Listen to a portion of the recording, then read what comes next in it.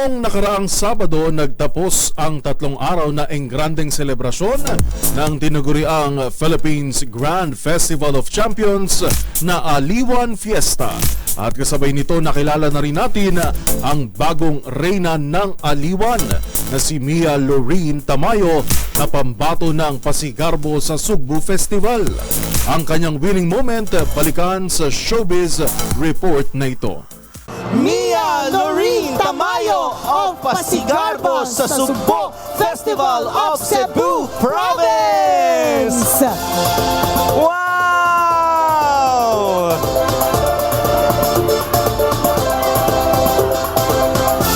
Ano yung sigaw ng mga tao sa gilid?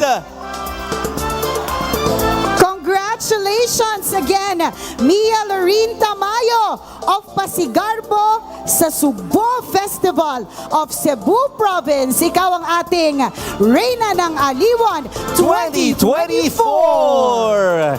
Ang 24 anyos na Cebuana beauty na si Mia Lorene Tamayo ang kinoronahan bilang bagong reyna ng Aliwan. Ang 5 feet 9 inches stunner at psychology graduate mula sa University of Cebu nasungkit din ng Best in Swimsuit Award at kinilalang Miss of Friendship sa taong ito mula sa kanyang inirampang festival costume, swimwear at evening gown. Talagang nagningning sa Aliwan stage ang kandidatang pambato ng Pasigarbo sa Sugbo Festival.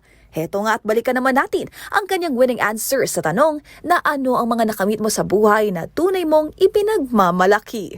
But one thing that I am most proud of is to be here, standing in front of you, bringing the pride of Cebu, the Pasigarbo sa Sugbo Festival, where we showcase not just our rich culture and diversity, local delicacies, beauty of our traditions, but we are here to give our province identity where we promote unity and pride.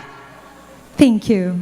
Ng aking eksklusibong makapanayam matapos masungkit ang corona, si Mia nagpaabot ng pasalamat sa lahat ng mga sumuporta sa kanyang journey to the Aliwan crown. Right now, if you could pinch me, oh my God! Thank you everyone. Thank you so much for all your support. Sa lahat pong sumuporta sa Cebu, di lang sa Cebu Province, but also Cebu City, and of course, to all the candidates, my co-sisters. Ang bagong reyna ng Aliwan, very excited na raw na. I am very excited to work with the organization, MBC, Aliwan Fiesta. I am so excited to tour around the Philippines and witness all the vibrant festivals.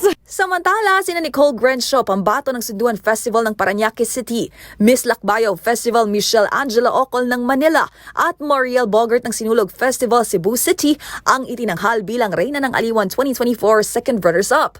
Habang si Amira Almamari mula sa Atimonan, Quezon na pambato ng Tagultol Fishing Festival ang nagwagi bilang first runner-up at Best in Festival Costume.